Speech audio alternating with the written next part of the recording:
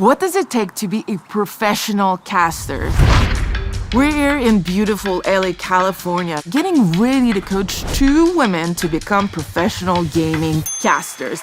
I screamed when I got the email. I said, "Are you sure? Do you have the right girl?" With only 2 months to prepare, 2 aspiring Valorant casters must conquer the ambitious challenge of making their live debut at the prestigious Collegiate Esports Commissioner Cup.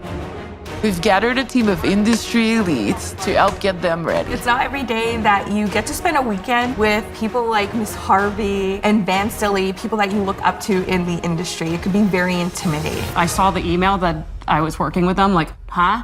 And I double-taked, and I was just like, wait a minute, really? I want to be Van Silly when I grow up, so I'm going to ask him all the questions. Thank you for this opportunity. I'm so excited. The most important tool a caster has is their voice. So first up, our casters will learn about the foundations of voice control and approaches on how to make it even more powerful. Okay, I'm gonna open the table to everyone here. What kind of skill can we work on outside of casting that will help us inside casting? Breathing exercises, one. Makeup done, of course. What about voices exercise? Hi, it's Larry Herb, Xbox's Major Nelson. Welcome to the Xbox Podcast. We're here another week. Who can offer more fitting advice on the subject than someone who uses their voice for their livelihood? One of the great things you can do, and this is the simplest thing you can do, I do it to this day. As you're driving around, just read the street signs. Stop. Main Street. You learn how to say things and learn to get your voice by reading all the signs around you as you're just driving down the road. Tongue twisters. Oh, that tongue twisters is a tough I'm horrible at them. That will save your voice a whole heck of a lot.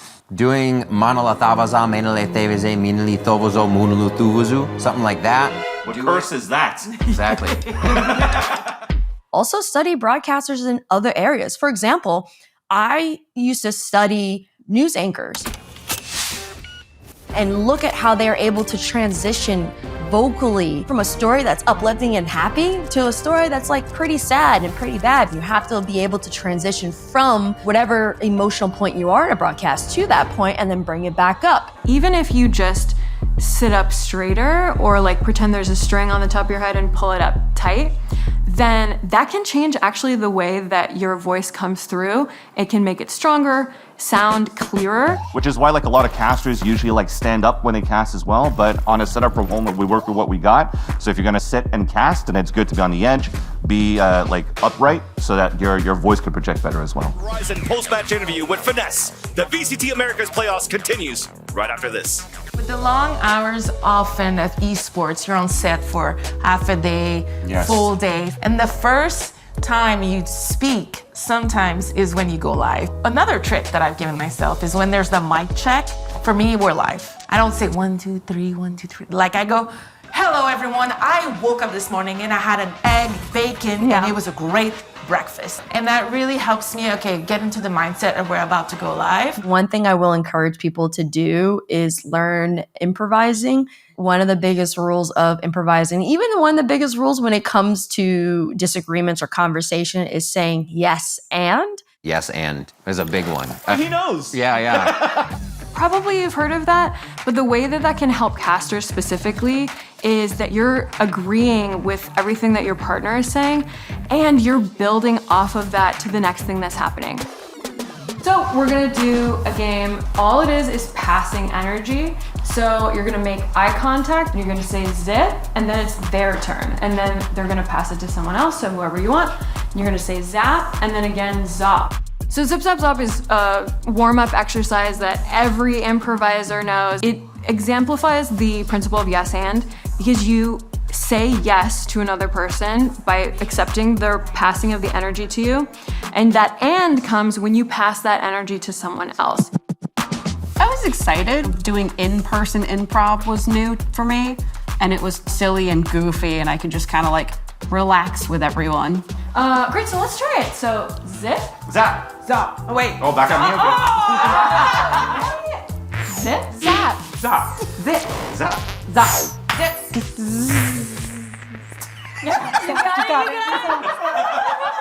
When you said we're doing improv, I was nervous. I didn't know what to expect. And I'm glad I went through it because I was gonna back out. I'm like, I don't know, I don't want to mess up or anything.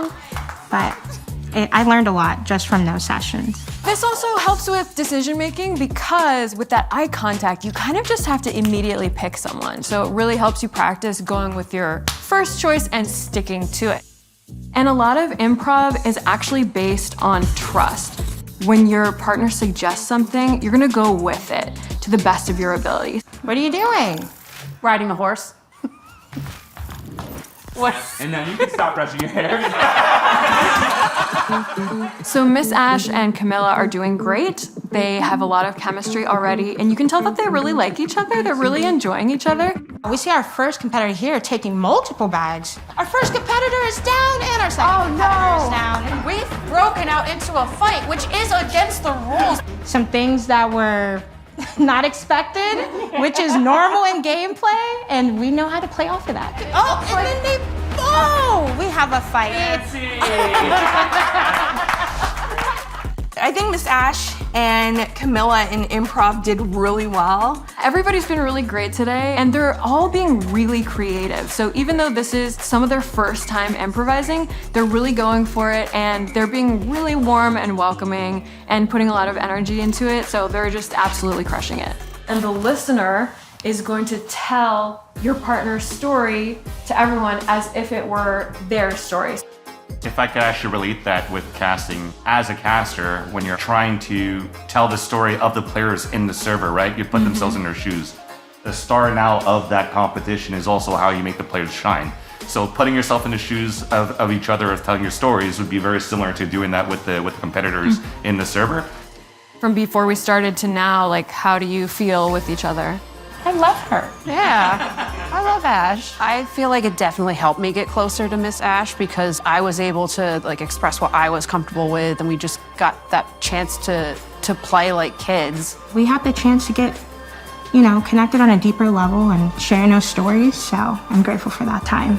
I'm excited for this weekend and learning from the best in this industry. I think we're really gonna take away a lot.